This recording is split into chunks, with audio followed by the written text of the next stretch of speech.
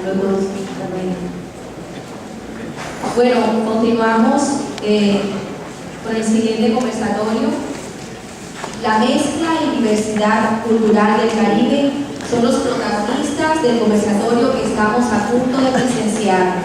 Nos sumergiremos en la esencia misma de las culturas, cómo han llegado a influenciarnos, a enriquecernos y a ser capaces de inspirar los amplios anaqueles de nuestra historia.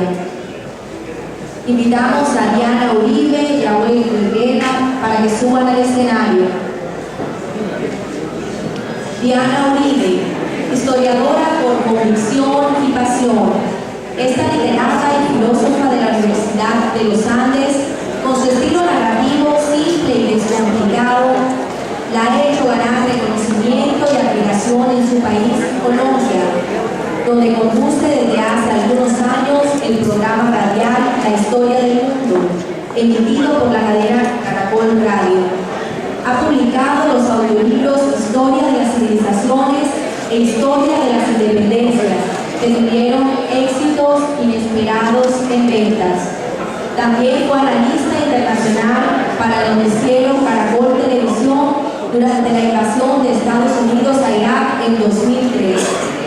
La Unión Europea la condecoró como la mejor historiadora de América Latina.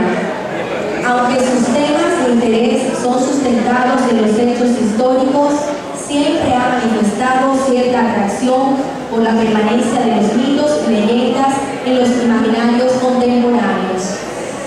Wayne Guerra, antropólogo nacido en Riguacha, descendiente de la etnia Wayuu y perteneciente al clan Oriana.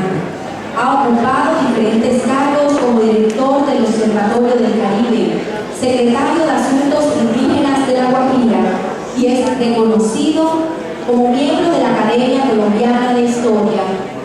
Parte de su actividad la dedica a la investigación sobre diversos temas étnicos y culturales. Su obra, La Disputa y la Palabra, fue ganadora del Premio Nacional de Antropología 2001, otorgado por el Ministerio de Cultura. Actualmente se desempeña como gerente del Banco de la República, sucursal Riguacha. Bienvenidos. No en Bogotá, sino del Cabo de la Vela, de Iquique, de Pescado, tiene Diana Uribe hasta arriba.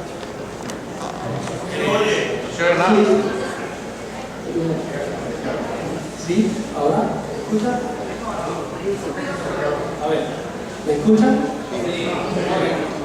Decía que no de Bogotá, sino del Cabo de la Vela, de Uribia y de Maicao, viene Diana Uribe hasta nosotros en la comunidad, donde tiene un amplio, extenso grupo de admiradores, de oyentes que estaban ansiosos de escuchar. Pero la primera pregunta que tendría para Diana sería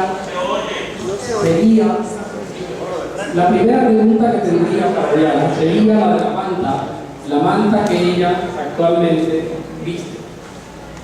Bueno, la manta tiene una historia que es parte de nuestro relato. ¿Sí? Esta manta me la mandó a hacer Transolano, que es un gran amigo y compañero mío de trabajo y de vida, y es porque yo me gané un premio de paz en Filipinas en la modalidad del periodismo de tolerancia en la radio, por construcción de referentes que hacen en los pueblos.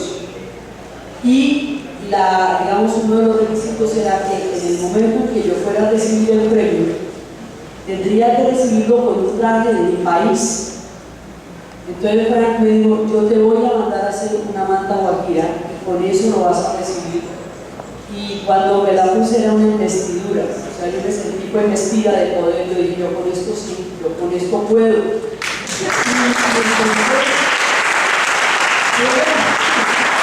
Fue increíble porque cuando me presenté con esto, la gente no podía dejar de mirarlo, de preguntarlo.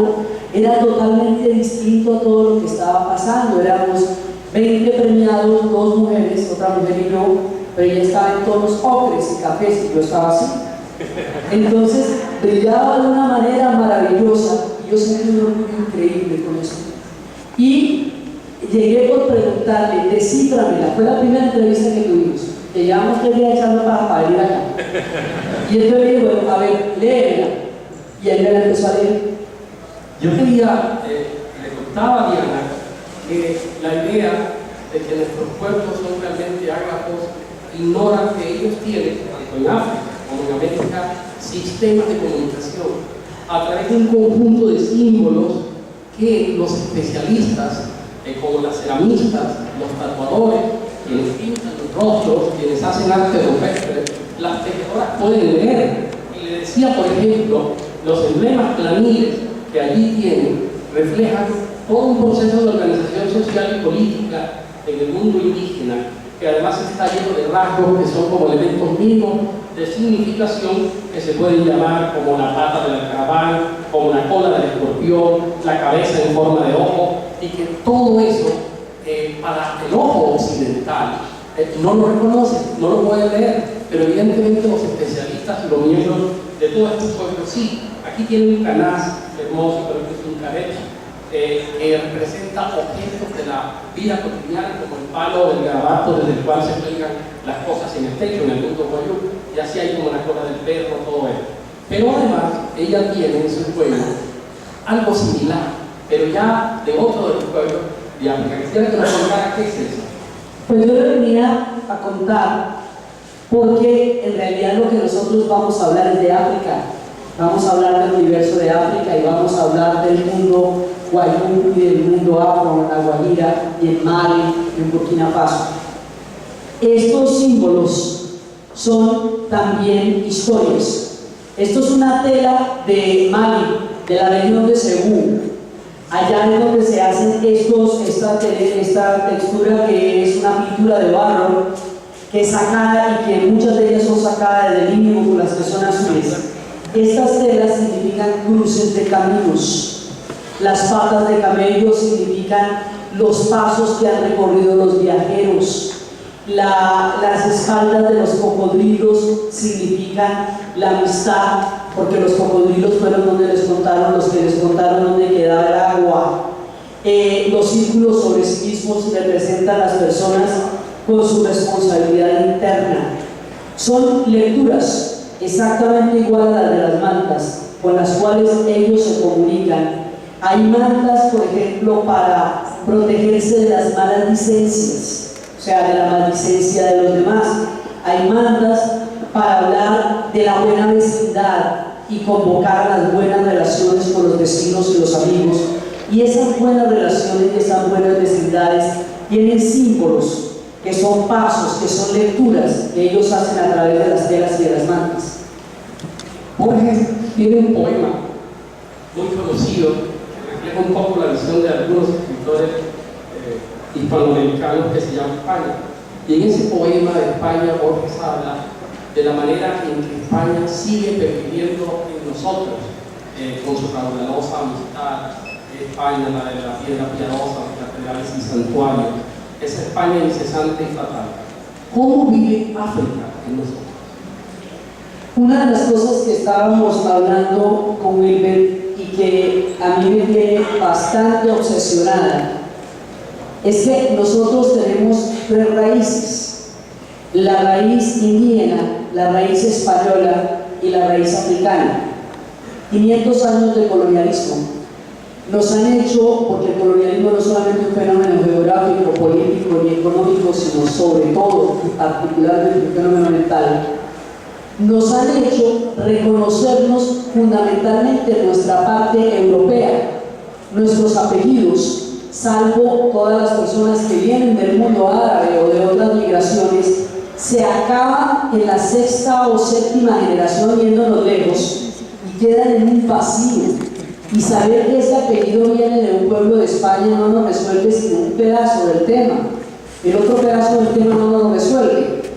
Entonces, hay un reconocimiento en la parte española, que es el tema de creer que siguen siendo superiores a nosotros, que de todas maneras ser europeo es de mejor categoría, que su brutalidad es mejor o que su corrupción es más chévere, ¿sí? Pero hay otra parte, y es el mundo indígena, es inevitable reconocerlo, es mucha boleta, está por todas partes, lo tenemos por dentro, y desde la Constitución del 91 y el quinto centenario se ha venido trabajando en eso. Pero el mundo afro no, el mundo afro ha estado invisibilizado, y ha estado invisibilizado de una manera brutal, porque todo lo que a los colombianos nos enorgullece de ser colombianos es afro. Porque es toda la momosina, es el arroyo, es la cumbia, es el movimiento, es la música. Todas las mujeres de esta tierra bailando, los hombres, toda la música. ¿Sí? Mira que no baila, en Colombia no tiene ni padrón. ¿Sí? Ese baile no es español, ese baile es africano. Entonces, eso vive en nosotros, vive en el movimiento, vive en los saludos, vive en la comida. Cuando yo llegué a Burkina Faso, lo primero que vi en el primer desayuno, cuando abrí la bandeja, era plátano frito en tajadas. Le dicen alocó, y le echan alocó a todo. ¿Y a qué se lo echan? Pues al filete de pescado y a lo equivalente a la sierra de nosotros, que allá se llama capitán, filete de capitán. ¿Sí? Entonces, la comida es muy parecida. El baile es realmente muy parecido. La música, el reconocer toda la música que uno escucha, lo hace sentir que uno viene de allá, porque de donde viene la música que uno ama, viene uno también. Vive en toda la música. Uno ve a la gente de San Andrés y Providencia, uno ve a la gente del Valle del Cauca, y ahora que he estado en La Guajira, ve a la gente de La Guajira. Viven en nosotros, pero sus símbolos, al igual que estas grafías, no los conocemos, pero los tenemos por dentro, los tenemos en la sangre. El trabajo de visibilización de ese mundo que todos llevamos dentro es absolutamente indispensable para entendernos como colombianos y como latinoamericanos.